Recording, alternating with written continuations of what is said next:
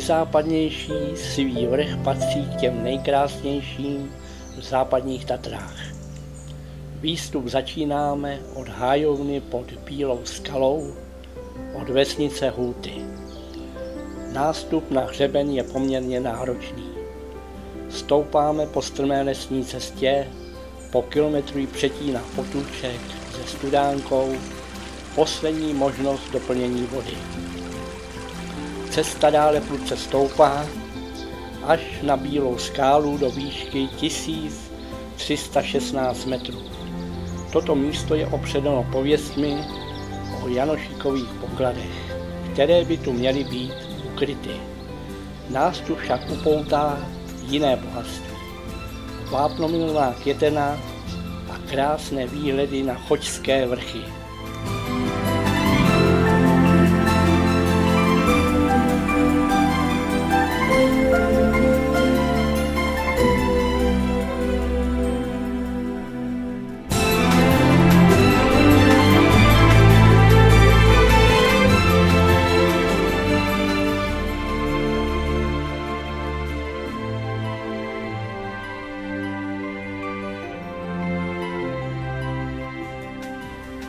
Dále cesta vede kosodřevinou, brzy narážíme na hranici přírodní rezervace.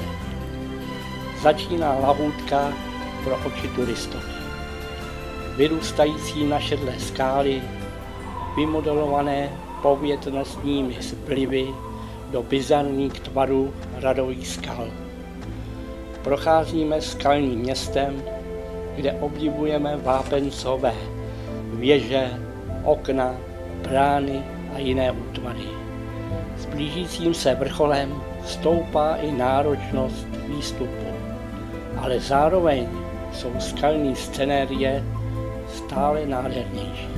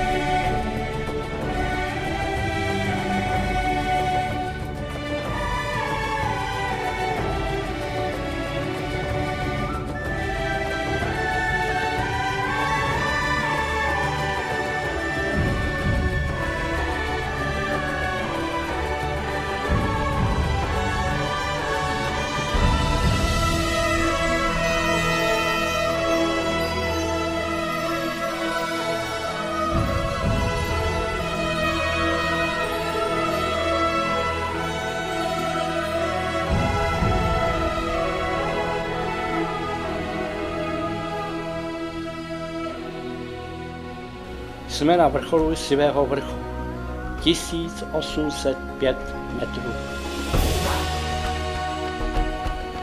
V dáli se rýsuje osobitá, masív Salatína, Pacholy a vrchol Bystré. Blíží se bouřka a tak musíme vrchol rychle opustit.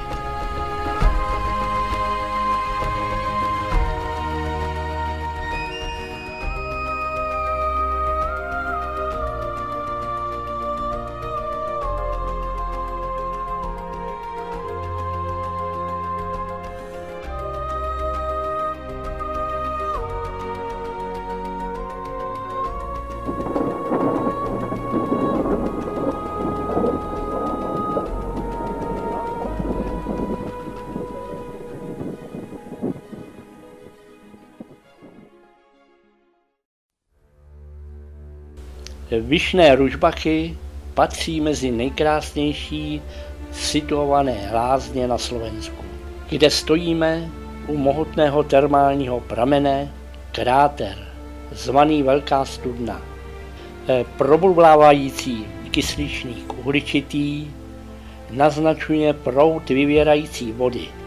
Všude tam, kde se přetékající voda rychle ochlazuje, vylučuje se travertin. Tak hrázky pozvolna rostou a vytváří se tato porovitá hmota.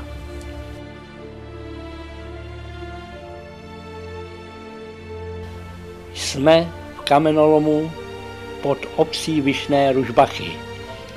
Zde se od roku 1964 každoročně při sochařských sympóziích scházejí umělci, aby z porovitého travertinu vytvořili jedinečná díla.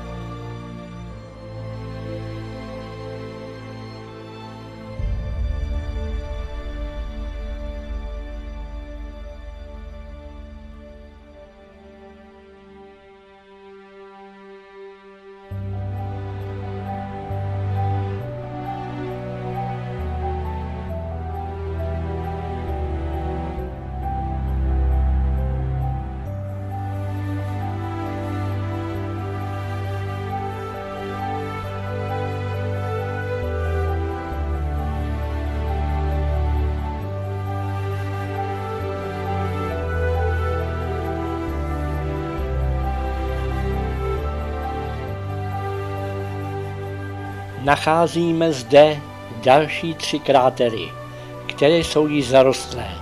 Říká se jim vyhaslé. Tento kráter se vyznačuje dosud výrony plynového kysličníku uhličitého, který se hromadí na dně kráteru. Tato okolnost se stává často osudnou drobným živočichům. Tento zajímavý přírodní objekt si vysloužil název Kráter smrti.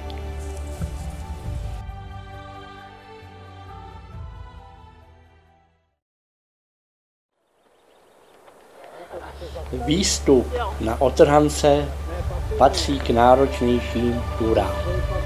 Výstup začínáme z Ráčkovské doliny. Při vstupu do lesní zóny dostává se nám upozornění. Vstupujete do teritoria medvěda. A není divu, cesta prudce stoupá hustým lesem, z vývraty stromů, nacházejí se tu i slušné hřiby, je tu spousta borůvek, docela prostřený stůl. Ale je nás víc, jsme hluční, což medvěda drží spíš ústraní. I když víme, že s medvědem se v roháčích setkat dá.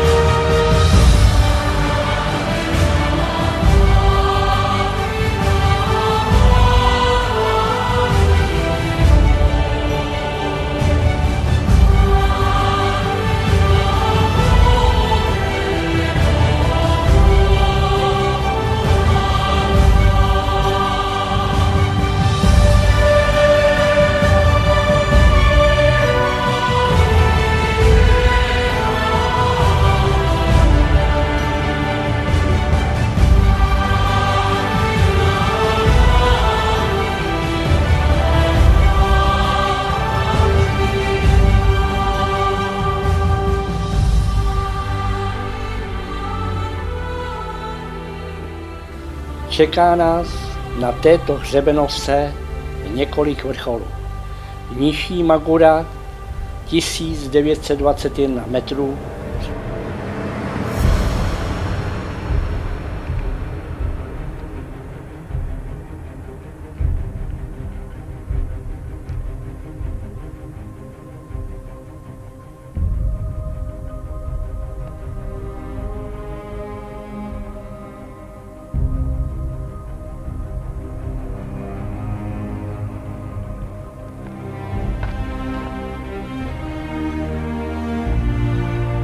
Ostředek 2050 metrů,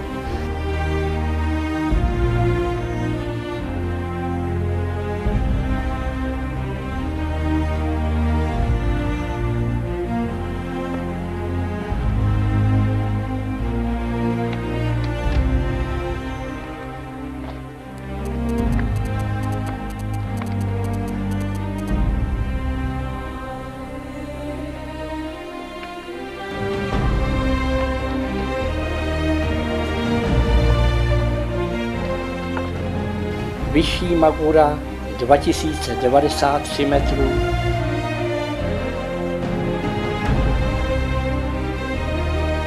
Jakubina 2194 metrů,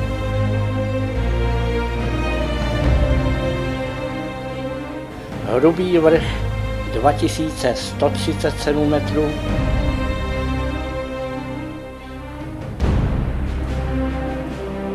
a na Končisté se nám počasí vyjasňuje a pohledy na obě strany jsou překrásné.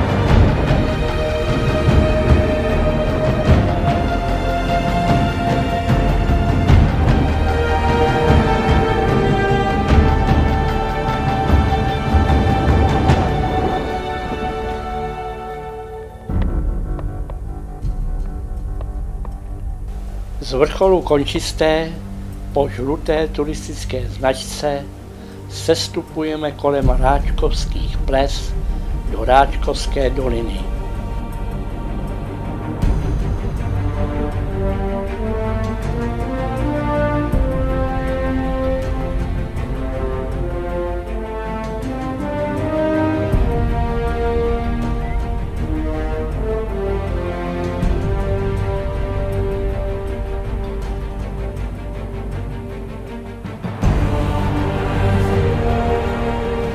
U Ráčkovských ples zahlédli jsme Sviště.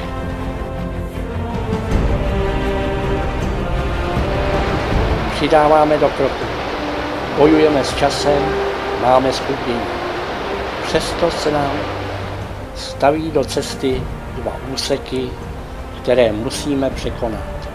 Laviny sněhu, které se zřítily do údolí, postavily tu hradby vyvrácených a přelámaných stromů. Nezbývá nám, než to všechno přelézt, což ovšem navyšuje nám ještě větší zpoždění. Konečný cíl dnešní túry dosahujeme s 2hodinovým zpožděním.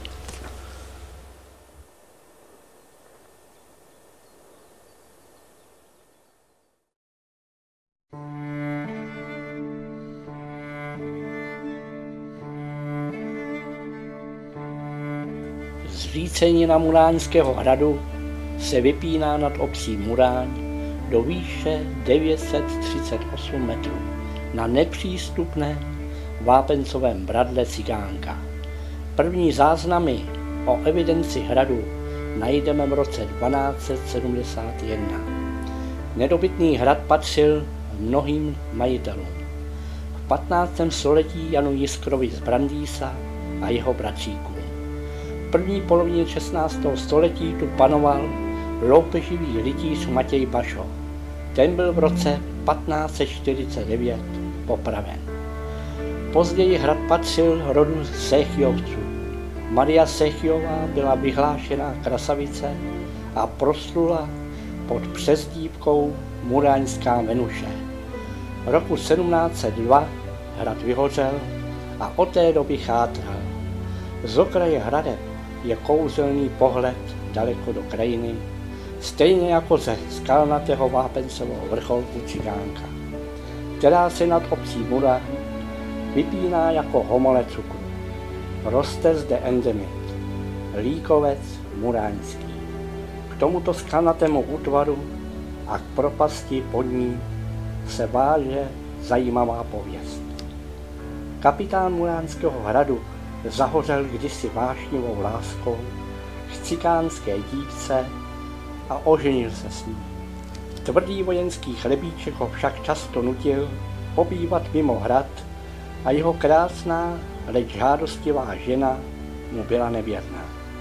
Zoufalý kapitán potrestal ženušku za její zálety skutku tvrdě. Svrhl ji ze strmého útoku na dno propasti.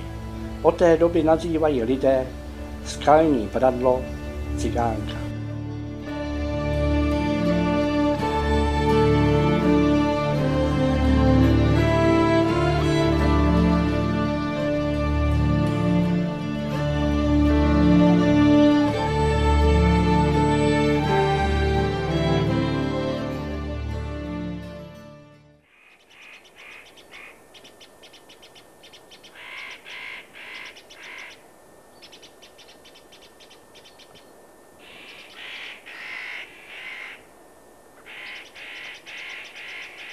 Cestou na popradské pleso vyrušili jsme lovící lišku.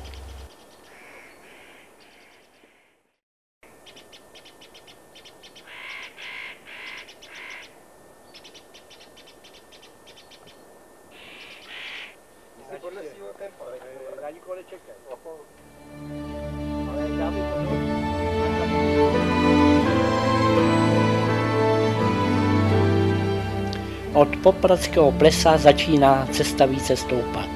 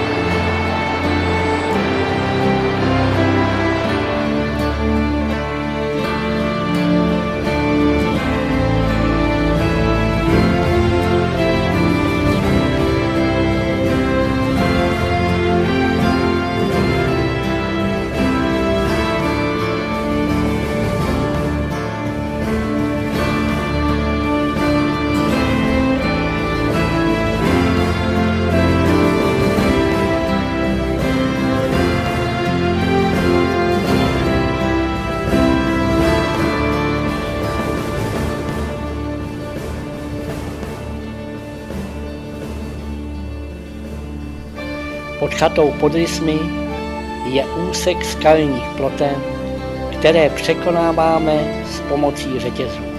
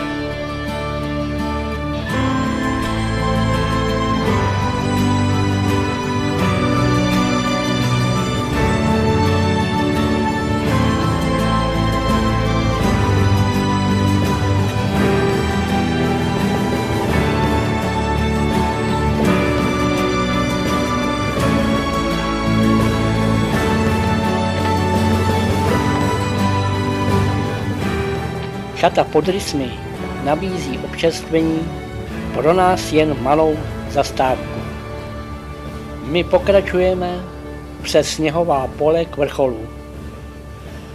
Pořizujeme dokumentární foto se zástavbou našeho klubu.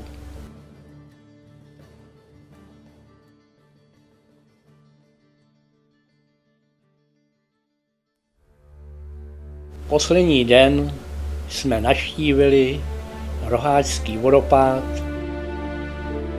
Roháčská jezera a 3 kopy.